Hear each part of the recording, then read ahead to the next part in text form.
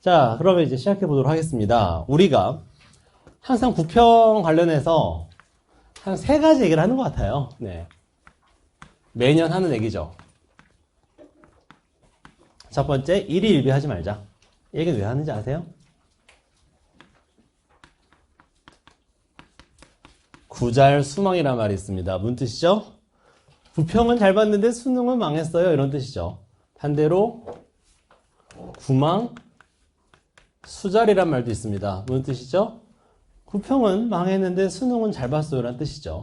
실제로 데이터를 보면 수능 1등급 학생 중에서 구평 1등급을 받았던 학생들의 비율은 34에서 36%밖에 되지 않습니다. 메가스터디에서 조사한 거예요.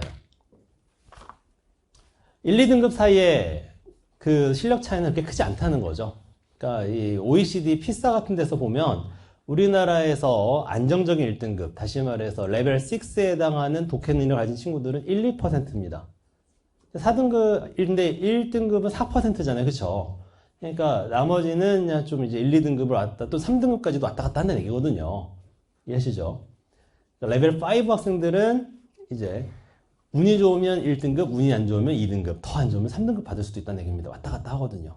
아시겠죠? 그렇기 때문에 구평 잘 봤다고 자만해도 안 되고, 구평 못 봤다고 체념해도 안 되고, 이걸 모아서 한 말이 일희일비하지 말라라는 얘기가 되겠죠. 그래서 당연한 얘기입니다만 구평이라고 하는 것은 연쇄적인 목적 수단 관계 일부일 뿐이에요. 우리의 목적은 뭐죠?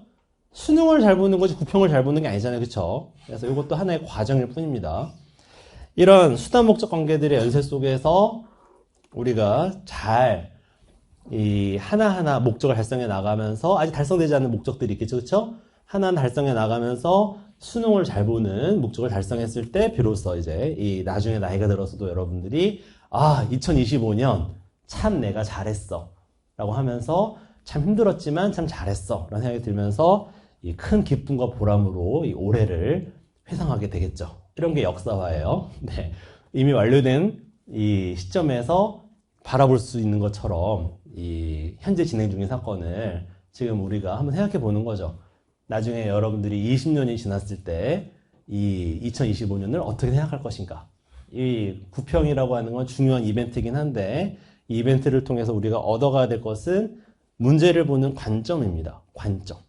아시겠죠? 그래서 오늘 여러분들이랑 구평 해설 강의를 하면서도 사실 해설서 다 나오잖아요. 그쵸? 해설서 어렵지 않게 구할 수 있습니다. EBS 홈페이지만 들어가도 있어요. 근데 그냥 문제 풀이에 멈추는 것이 아니라 단순하게 그 문제를 보는 관점을 우리가 얻고자 여기에 모였고 또 여기에 모였기 때문에 단순하게 그냥 강의를 이렇게 또 해설서를 보는 것보다는 오늘 또 3번 문제 채독이란 말이 있잖아요. 몸으로 읽는 게 있거든요. 그래서 여러분들이 적극적으로 참여하시면서 몸으로 같이 읽어 나갔으면 좋겠어요.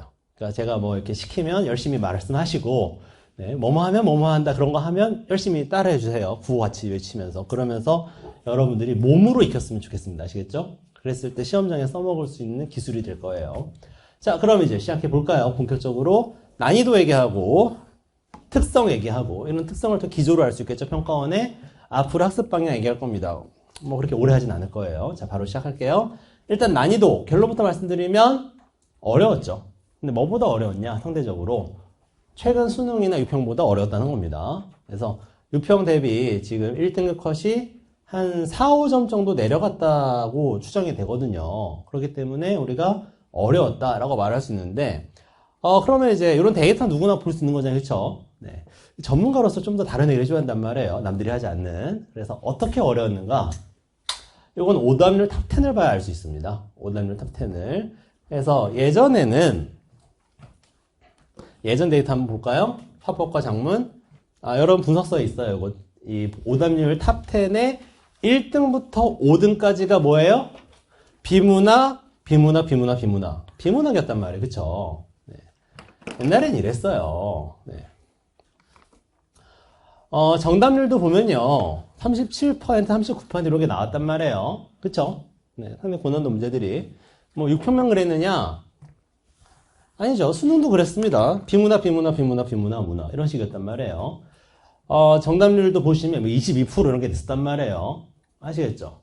그래서 이 2017학년도 이후에 최근까지 기조는 비문학의 변별력을 주는 것이었습니다. 그건 엄매도 마찬가지죠.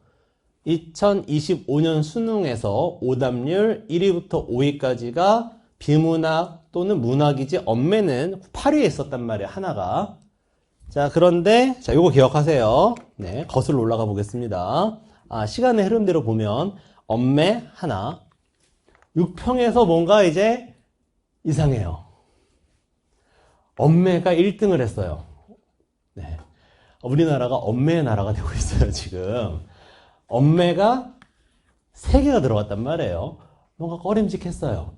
비문학의 난도를 떨어뜨리면서 부족한 변별력을 엄매로 채워놓고 있다. 라고 분석할 수 있는 거죠. 그러면서 비문학을 보면 엄매 기준으로는 정답률 50% 미만이 없습니다. 그래서 최근에 이제 킬러 문항 사태를 거치면서 고등학교 교사로 이루어진 평가단이 들어가잖아요. 그 평가단들은 비문학에 대해서 약간 좀 적대적이기까지 하거든요. 네, 우리가 학교에서 잘 못 가르치겠다 이러면서 임용고시에도 없었고, 네, 너무 과도한 걸 우리한테 요구한 거 아니야? 뭐 이렇게까지 실제로 말하기도 합니다.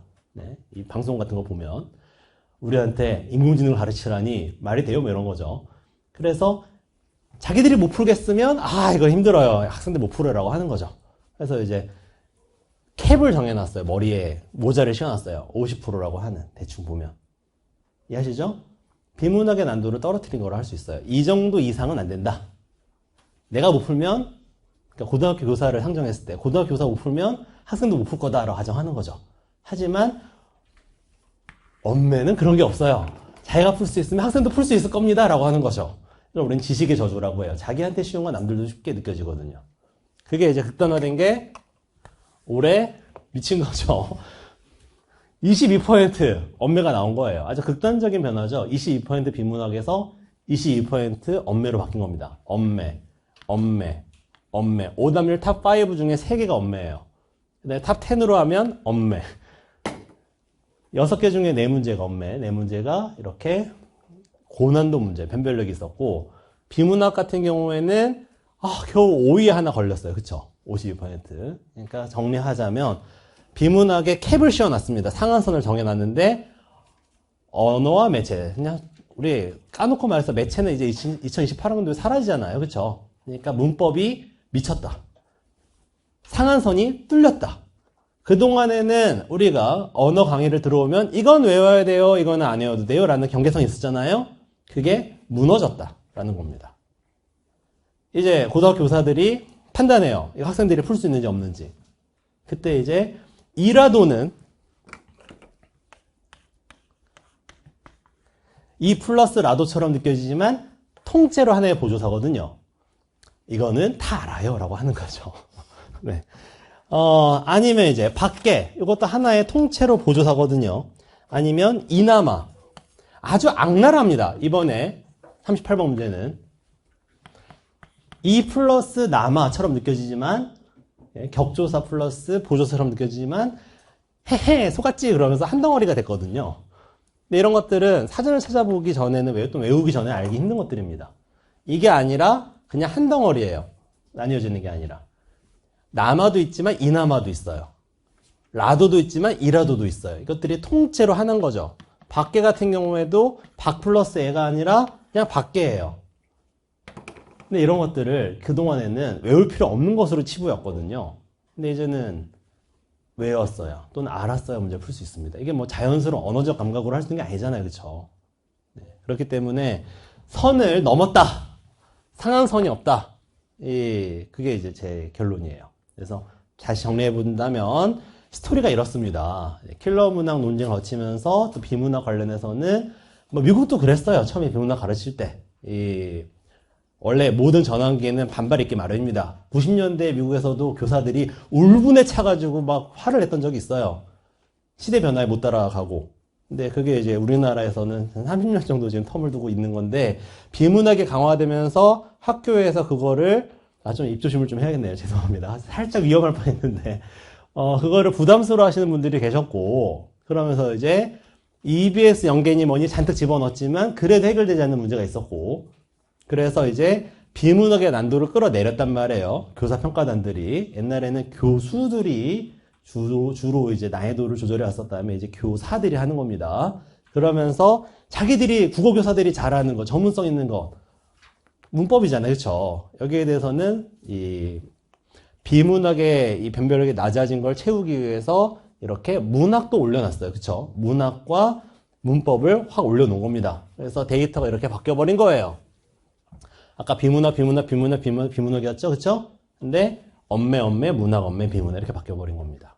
이것이 구평이고 이것이 계속 지속될 것인가 모르죠. 그렇죠? 하지만 일단 우리는 이 구평의 기조가 단순한 우연이 아닐 거라고 보는 게 좋을 것 같습니다. 적어도 수능까지는 유지될 거라고 가정을 하고 여기에 맞춰서 문학도 이제 어려워지고 문법도 어려워지니까 거기에 맞춰서 공부를 해야죠. 그렇다 해서 비문학 같은 경우에 완전 쉽냐?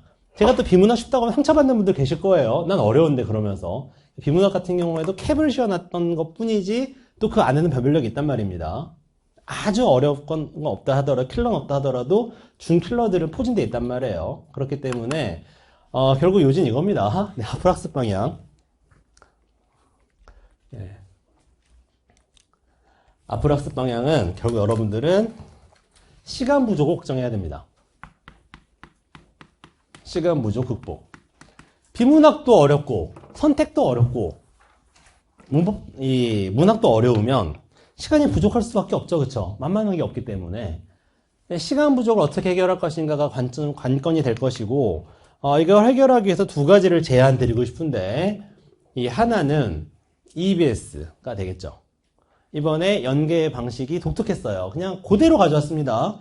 아까 잠깐 말씀드렸던 것처럼 가나형 지문의 나지문 같은 경우는 EBS에서 그대로 가져왔어요. 다코다 수빈의 인지적 낯섦 그대로 있거든요. 네, 노분 그대로 있거든요. 그래서 EBS를 보는 게 중요합니다. 이화전이라든가 화전 같은 경우에도 그대로 가져왔거든요. 이 같은 작품의 다른 부분을 가져오는 게 그동안 전통이었다면 최근에는 그냥 그대로 가져옵니다. 교재에서. 그래서 이런 것들을 미리 읽어놓는 게 도움이 됐겠죠. 네. 화전가 같은 경우는 최근에 이제 이감에서 봤던 거잖아요. 그렇죠? 그래서 느끼셨을 겁니다. 그대로 가져왔단 말이에요.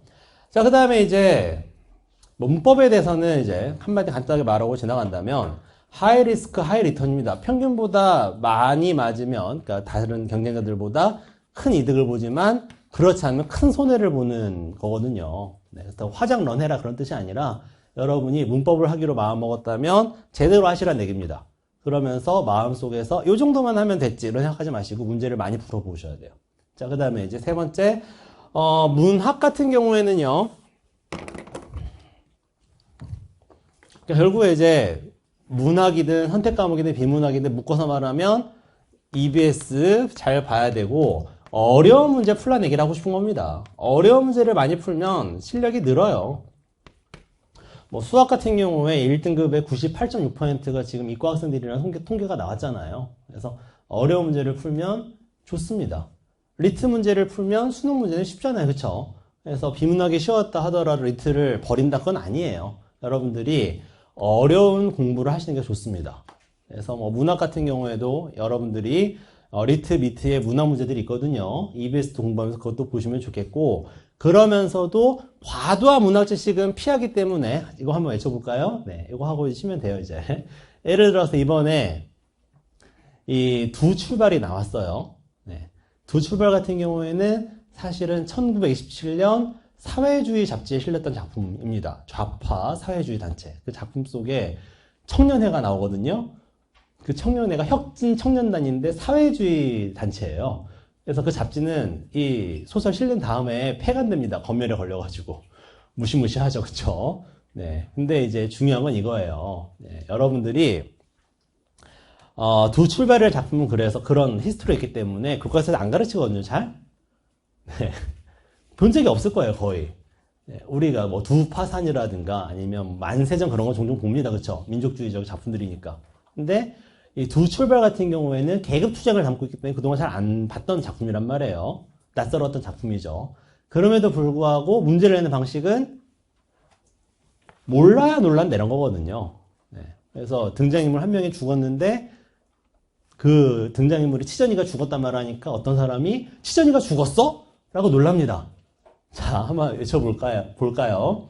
자, 몰라야 놀란다. 또 놀라려면 몰라야 한다. 같은 말이죠. 그쵸? 같이 해보겠습니다. 몰라야 놀란다. 몰라야 놀란다. 그렇기 때문에 놀랐다는 것은 뭐예요? 몰랐다는 거죠. 그래서 치전이의 죽음을 모두가 알고 있었다. 참이에요? 거짓이에요? 거짓이죠. 그런 식으로 문제가 나왔단 말이에요. 33번 문제에서. 여러분들이 이런 일상 언어적인 것들을 아시는 게 좋겠습니다. 하나 또 해볼까요? 34번 문제도 어려웠었는데 있어야 네, 또 흥이 올라오기 시작해서 하나만 더 하고 쉴게요. 있어야 역전되지. 한번 해보겠습니다. 네, 있어야 역전되지. 한번 해볼게요. 있어야 역전되지. 있어야 역전되지. 순사한테는 상정과 하인이 없어요. 신분제가 와해돼서 사라져버렸다고요. 신분제가 역전되었다는 건 뭐예요? 위아래가 바뀌었다는 거죠. 뭐 사회주의 혁명 같은 게 일어나가지고 네, 노동자가 주인이 된 세상 그러면 위아래가 역전된 거거든요. 근데 일본 순사에게는 그게 아니에요. 그냥 없는 거예요. 그렇다면 역전되었다고 말할 수도 없는 거죠. 신분제가. 그래서 역전된 신분제라고 하면 안 됐던 겁니다. 그 작품이 묘사하고 있었던 것은 신분제가 무너진 거예요. 무너지면 상정과 하인이 없으니까 평등한 거죠. 위아래가 없단 말이에요. 이해하시겠어요? 위아래가 있어야 역전도 가능하거든요. 상하가 있어야. 그래서 거기 34번 문제였습니다. 33번, 34번 모두 오답률 탑10에 들었던 문제들인데 문학 문제들 중에서 네, 그 문제들을 푸는 데 있어서 우리한테 필요했던 거는 관점의 변화인 거죠. 여러분들이 두 출별의 작품을 학교에서 배운 적이 없다 하더라도 할 수 있게 됐잖아요. 그쵸? 자, 같이 요거 한번 외쳐보고 쉬도록 하겠습니다. 있어야 역전되지. 같이 해보겠습니다. 있어야 역전되지. 있어야 역전되지. 네, 좋습니다. 오늘 9편 강의는 이런 식으로 주로 관점에 대한 강의를 할 거예요. 33, 34 문제 같은 경우는 일상 언어적 관점에서 접근하는 게 좋습니다. 그게 출제 기조인 거죠. 자, 그러면 여기까지 같이 얘기를 했고요.